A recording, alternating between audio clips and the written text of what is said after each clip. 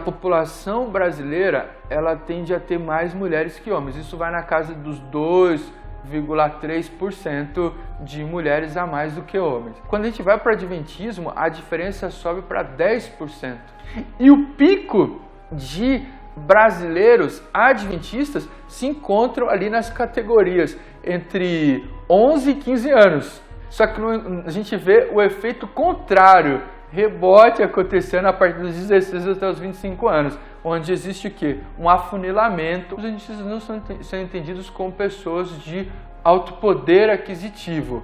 Eles tendem a ficar o global, a massa adventista nas populações com menos poder aquisitivo. Um pouco mais que a metade dos adventistas encontram-se aqui na categoria de sem instrução ou fundamental incompleto. A gente percebe que a gente tem um desafio educacional mesmo dentro do adventismo.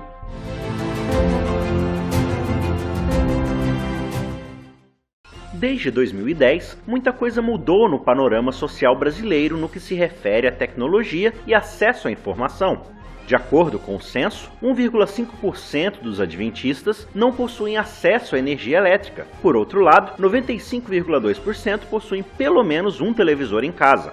Já 59,5% dos adventistas não possuem um computador em casa e dos que possuem, apenas 74,4% possuem internet. Uma limitação que a gente tem do censo, quando foi feito em 2010, é que mudou muito a dinâmica de mobilidade da população brasileira. Acesso a telecomunicações, TV, internet, outras coisas. O censo de 2010, o que ele previa analisar? Se a pessoa tinha computador em casa e se tendo acesso ao computador, se ela tinha acesso à internet. Então, pensando naquela dinâmica populacional que as pessoas acessavam a internet do computador, através de um provedor, de forma de escada, esse era o adventismo e a população brasileira basicamente em 2010. Hoje, a gente vê espalhado, né, o acesso à internet por smartphones e outras formas de acesso. Então, isso já não representa mais o adventismo hoje. O próximo censo a ser lançado em 2020 vai nos mostrar em que direção foi o adventismo. Mas naquele período, a gente vê que o adventismo ainda tinha uma baixa incidência de acesso ao computador em sua própria residência. E um pouco mais profundo nessa questão de acesso a bens de consumo, energia e tal, o adventismo, de maneira geral, ele tinha uma pequena fração sem acesso à internet, na casa de entre 1% e 2%. Mas 67% dos adventistas que não tinham acesso à energia elétrica encontravam-se na região norte. E a região norte é o quê? É a região em que tem a maior proporção demográfica de adventistas. Ou seja, a região que a gente tem proporcionalmente mais adventistas é a região que tem mais escassez de recursos. Isso é bom? Por alguns aspectos é. Um dos pioneiros da igreja adventista, o Hallow, quando veio para o Brasil, desenvolveu suas lanchas e criou um ministério pioneiro chamado Luzeiro para alcançar os ribeirinhos. Então a gente vê a efetividade das ações missionárias no Brasil que procuraram trazer suporte, saúde, atendimento odontológico, pequenas cirurgias nessas regiões muitas vezes afastadas. O adventismo cresceu demais. São regiões que têm escassez de recursos, mas que foram objeto de expansão missionária. Inclusive, essas são as regiões em que a gente tem hospitais extremamente fortes, como Manaus, Belém, né, que tem uma obra de saúde muito forte. Então a gente percebe que o adventismo ele se espalhou por essa região de difícil acesso, mas que teve uma preocupação conjugada de evangelização e de atendimento social muito forte desde os seus primórdios de evangelismo, né? A Igreja Adventista do Sétimo Dia, de acordo com o censo de 2010, ocupava a 9ª posição no quesito religião, com 0,78% dos 202 milhões de habitantes brasileiros. houve um acréscimo de 345.052 membros em uma década, ou aproximadamente 34.505 membros por ano. Mas diante desses números, ainda existem outras questões a serem analisadas. Com base no que a gente tem hoje de projeção demográfica a partir dos dados de censo, a gente também tem uma grande preocupação. Por quê? Porque a população adventista ela tem crescido na faixa entre 2% a 3%, quando a gente olha para os dados de censo. Quando a gente olha para os dados de secretaria, a gente vê dados que muitas vezes não são concomitantes. Isso quando a gente olha para anos isolados.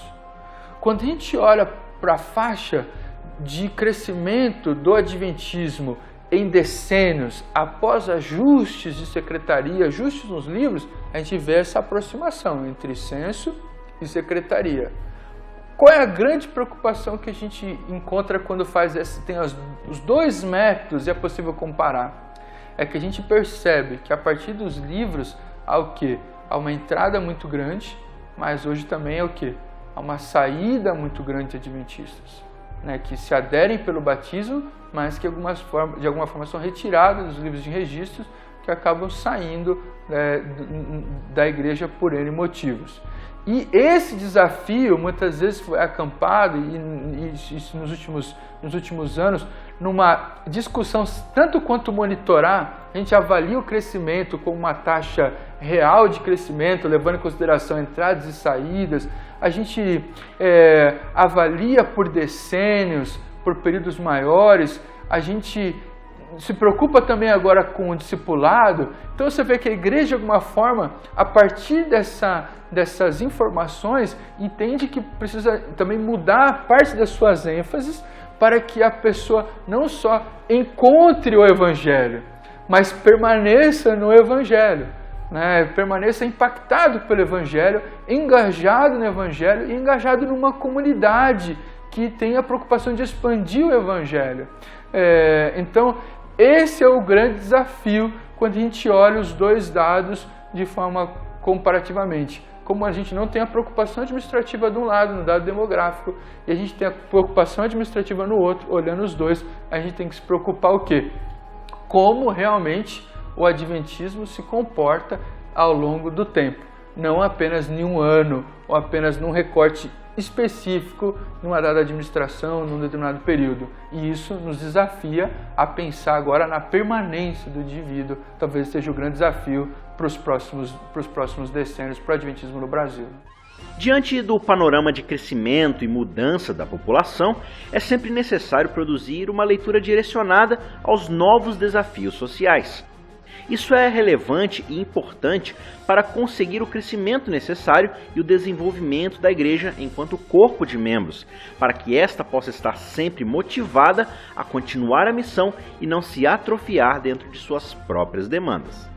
Os dados também trazem consigo desafios. A gente tem uma oportunidade de análise muito maior, mas a gente também percebe que a gente precisa olhar para essa base de dados e enxergar. Talvez um dos grandes desafios hoje, lidar com a saída de pessoas após os 15 anos.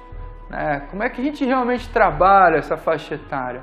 O que pode ser feito? Será que a gente realmente compreende essa faixa etária? E compreender não digo apenas como ministério, compreender o pensamento daquela faixa etária. Talvez a gente já tenha ministérios que inclusive estejam atingindo algumas categorias de adventistas que estão nessa faixa etária. Mas e os que saem? Será que a gente realmente tem uma compreensão de quem são eles? Por que saem? Quais são os desafios nessa entrada, nesse momento universitário, nesse momento de preparação para o vestibular, nesse momento de juventude? Como é que a gente faz? Como é que a gente engaja? O que a gente propõe para essa juventude? Como é que mobiliza ela para evangelização, para expansão? Porque essa é a força motora do adventismo. Então, como é que a gente engaja esse público? Talvez seja um dos grandes desafios que quando a gente olha para os dados. Outro desafio é como lidar com a própria formação, capacitação, nível educacional dos adventistas. A gente tem que entender como impactar essa massa de pessoas. E talvez o último grande desafio é como lidar com o crescimento, agora pensando ele de uma forma sustentável, né? Talvez esse seja o grande desafio, porque por mais que a gente tome algumas decisões pontuais, elas acabam muitas vezes sendo pulverizadas com a série histórica.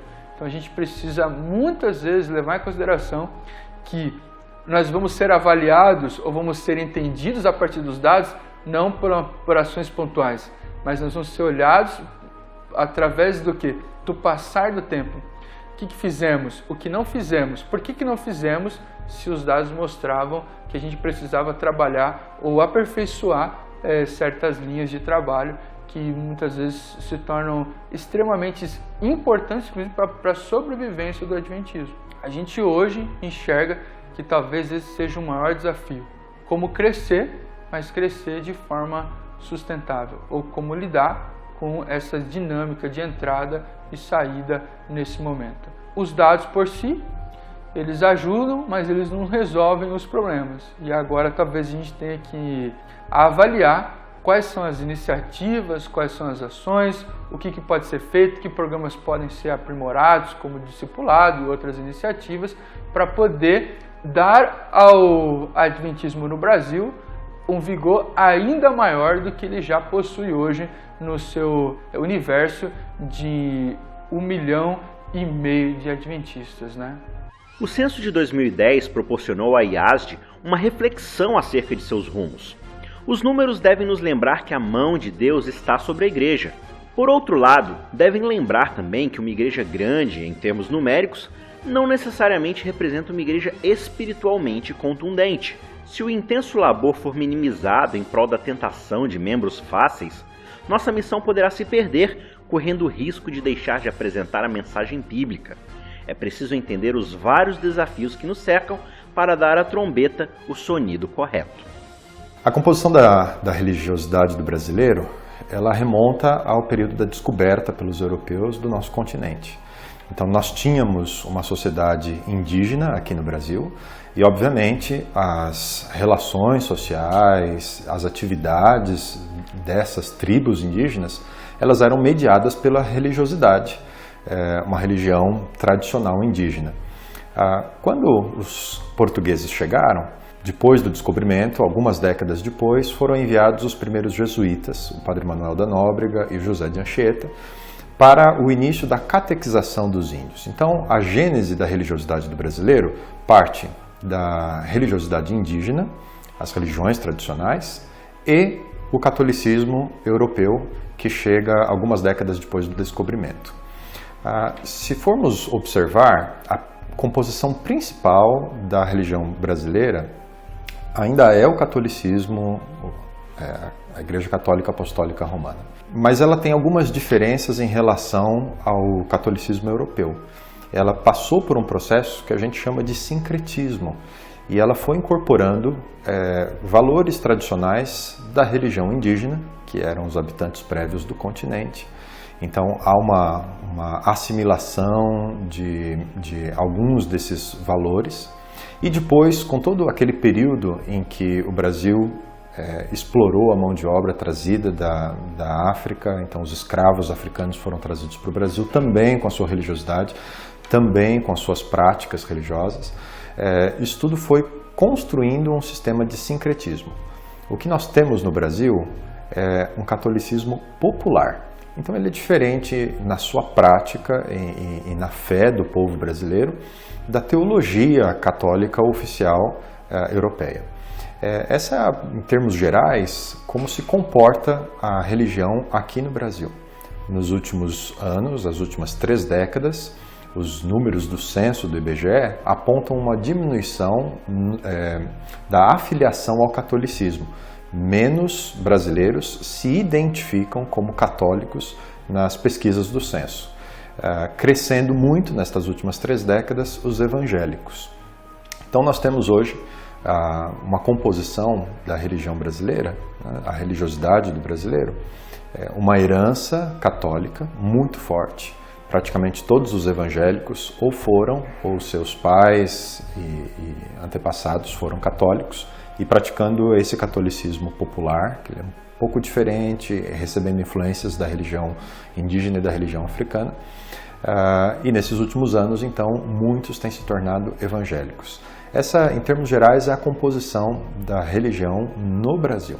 A religiosidade brasileira tem as suas fontes e as suas influências principais. E também vale a pena observar que tem sofrido alguma mudança nas últimas décadas. Então, a principal questão é que o país vinha sendo tradicionalmente e majoritariamente católico e pouco a pouco vai havendo uma porcentagem bem maior de pessoas que se declaram evangélicas. Isso já vai mudando um pouco o nosso cenário. E um outro grupo que cresce muito e até mais rápido do que a questão dos evangélicos são os chamados sem igreja. E esses são aqueles que não se identificam com nenhuma tradição religiosa necessariamente e que não significa que não tenham a sua espiritualidade também, né? Esse é um grupo que cresce, não cresce só no Brasil, cresce em vários contextos ao redor do mundo, é a força secularizante de uma forma geral atuando aí. Essa visão, então, em relação à religião organizada, institucionalizada, ela tem sido bastante predominante nesses dias entre as gerações mais novas. Essas novas gerações olham para as igrejas como aqueles que querem monopolizar a fé, querem manipular a fé das pessoas e assim por diante. Existe essa generalização. Eles olham com desconfiança, olham com suspeita e imaginam que há uma série de atitudes que são conectadas com as igrejas. Acham as igrejas muito políticas, muito homofóbicas, muito pouco espaço para as mulheres. E é assim que fica o estigma, o estereótipo das igrejas de uma forma geral. Eu diria que para muitos desses que pensam assim, pensam com razão, porque realmente existe uma autocrítica necessária a esse crescente do evangelicalismo no Brasil. Essas igrejas que cresceram muito rapidamente, mas até que ponto elas têm conseguido cumprir com o propósito que elas apresentaram de trazer uma outra alternativa de moralidade e etc. para a cultura brasileira, para a sociedade brasileira, né? Até que ponto todo esse envolvimento político e assim por diante tem sido benéfico. Então, esse é um quadro muito presente hoje. Junto a isso, vem toda essa influência, então, da Igreja Católica, que tem uma vertente muito sincrética. Isso é muito parte da religiosidade brasileira. Então, é a crença católica que vem adotando também aspectos rituais, crenças, comportamentos das religiões de matriz africana também, também do espiritismo, que é outra influência forte na religiosidade brasileira, e isso torna o panorama da religião no Brasil de uma forma geral. Algumas características que se destacam aí no relacionamento com Deus, por exemplo, é fácil perceber essa relação de troca, essa relação onde eu procuro agradar a Deus para receber a sua bênção. Na Igreja Católica isso aparece nas religiões de matriz africana, de alguma forma no Espiritismo. Isso também vai aparecer daí com um apelo muito forte na teologia da prosperidade nas igrejas neopentecostais, né? E é algo que passou a fazer muito parte da religiosidade brasileira. É importante a gente confrontar essa visão com a visão do Evangelho bíblico, a fim de entender de que forma as pessoas deveriam melhor viver nesse contexto. Nós encontramos uma série de lacunas entre a compreensão bíblica e o texto bíblico com a prática. Muitos dos brasileiros conhecem muito pouco o texto bíblico e a base das doutrinas cristãs, dos princípios e mesmo da própria moralidade ou a ética cristã. Elas não são tão claras assim para a média da população brasileira.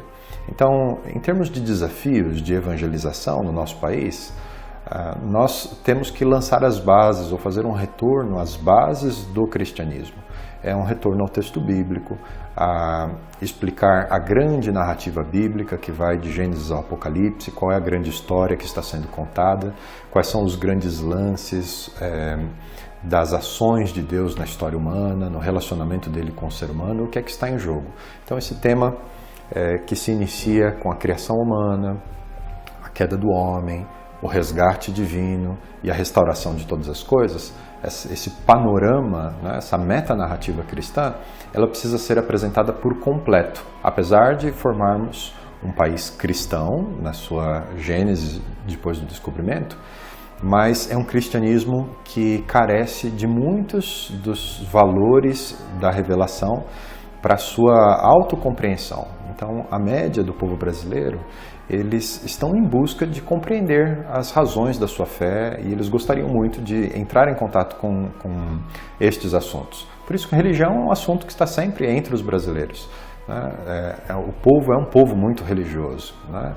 Entre os nossos cumprimentos, né? Que Deus te abençoe, né? Vai com Deus, está sempre presente nos diálogos, nas conversas entre família, amigos, isso é muito comum. O que os últimos censos no Brasil mostraram, especificamente a amostra de religião dos censos, é de que existe uma tendência cada vez mais crescente de anti-institucionalização. Ou seja, o grupo de pessoas que se define como ateus não é tão expressivo quanto se acreditava no passado. Antes se acreditava que, a exemplo de alguns países europeus, o número de ateus iria acompanhar o desenvolvimento econômico e o aumento da escolaridade no Brasil. Mas o aumento dessa população não foi tão expressiva. Mas o aumento da categoria do sem religião foi expressivo. Nós não podemos confundir ateus com sem religião. Ateus fazem parte do grupo do sem, podem fazer parte do grupo do sem religião, mas o contrário não é verdade. O grupo do sem religião, a maior parte deles é representado por indivíduos que são religiosos, manifestam a crença em Deus, têm expressões de fé, mas eles não querem se vincular a instituições, a igrejas, a denominações religiosas. Eles querem fé, eles querem ter as expressões de crença sem passar pelos rituais, pelos processos e pelos critérios de elegibilidade e validação das instituições religiosas. E essa tendência é cada vez mais forte nos jovens. Então, um dos grandes desafios que o panorama religioso brasileiro apresenta para a Igreja Adventista é saber que cada vez mais os jovens e o público com o qual ela vai trabalhar nas próximas décadas demonstra séria resistência à agenda institucional, a discursos institucionais e ao sistema institucional como um todo, preferindo ter experiências mais autônomas e mais alternativas com o sagrado. Esse é um grande desafio para a igreja, que ao se profissionalizar, como aconteceu nas últimas décadas, ao tornar departamentos cada vez mais profissionais, ao segmentar mais a igreja em unidades administrativas, ao criar todo um sistema complexo de instituições, de governança para atender milhões de pessoas, ao fazer programas, projetos, muitas vezes massivos, que tentam dialogar com o máximo número de pessoas, esse vai ser um grande desafio hoje e daqui para frente cada vez mais, de estabelecer um contato de credibilidade com esse público, que vai encarar cada vez mais o discurso religioso institucionalizado como se encara às vezes hoje o discurso publicitário, ou o discurso corporativo, ou o discurso político. Um dos fenômenos que explica isso é o fenômeno dos youtubers. Então esse é a ponta do iceberg, mas que demonstra, por exemplo, que muitas vezes esse grupo de jovens, e que talvez está crescendo mais, prefere receber conteúdo religioso de fontes não oficiais. Porque através de indivíduos que não são do clero, não são teólogos, não são formados, não são reconhecidos por instituições religiosas como sacerdotes, mas eles demonstram autenticidade, eles demonstram informalidade e demonstram legitimidade, ao passo de que discursos mais institucionais, mais formais, são encarados com desconfiança. Esse caráter mais popular, ele deixa de lado os aspectos muito formais da fé. Não que os ritos vão deixar de ser importantes ou impactantes na experiência religiosa do brasileiro, mas eles se tornam um pouco mais orgânicos, com maior participação das pessoas. Então, quando se oferece a experiência religiosa, a adoração, o culto, quando se oferece uma participação maior interação entre as pessoas, o brasileiro médio, ele se acha mais atraído a esse tipo de experiência, né, onde diminui o formalismo e aumenta a interação. Então essa é uma forma da gente poder contextualizar a mensagem cristã. E quando a gente vai para o texto bíblico vai dizer, né, do sacerdócio de todos os crentes, né, forma-se uma visão bíblica da participação das pessoas mesmo na vida religiosa. Essa característica do brasileiro na sua religiosidade, ela é propícia para você oferecer maior participação e envolvimento. Então, este sistema de primeiro sentir-se parte, para depois ir construindo o seu sistema de crenças e gerando as convicções religiosas, ela é uma abordagem muito apropriada para o brasileiro e a forma como ele se relaciona com a religião. O mundo está se tornando urbanizado e a expectativa é que nos próximos anos mais de 75% da população mundial viva nas cidades, grandes cidades. No Brasil já faz alguns anos que a gente já passou essa marca. O Brasil é um país altamente urbanizado. E o que é que isso influencia para a igreja e para a missão? Acontece que a dinâmica numa cidade, numa grande cidade de vida, é bem diferente da dinâmica do campo. Não necessariamente para melhor ou para pior, em alguns aspectos para melhor, outros para pior, e as pessoas vão fazer as suas leituras sobre isso, mas certamente muito diferentes. Há uma vida muito mais compartimentalizada, existe uma vida de relacionamentos muito mais efêmeros, identidades voltadas para a sua atuação profissional, e por aí vão os desafios. O que a gente percebe é que também, tradicionalmente, a igreja, de uma forma geral, tinha um modelo apropriado para a realidade rural. E agora a realidade urbana oferece um desafio. Então, que envolve a mobilidade das pessoas, envolve o seu ritmo de vida, envolve os seus costumes, envolve os seus relacionamentos, uma redistribuição dos espaços. A pergunta é como ser igreja na cidade? E aí as perguntas são, por exemplo, teremos grandes templos como poderia se fazer num subúrbio? Os cultos e as reuniões acontecem nos mesmos dias, nos mesmos horários? Como desenvolver contextos onde os relacionamentos vão acontecer tanto para o crescimento espiritual como para o compartilhar do Evangelho? E por aí vão as perguntas em relação ao desafio da missão urbana.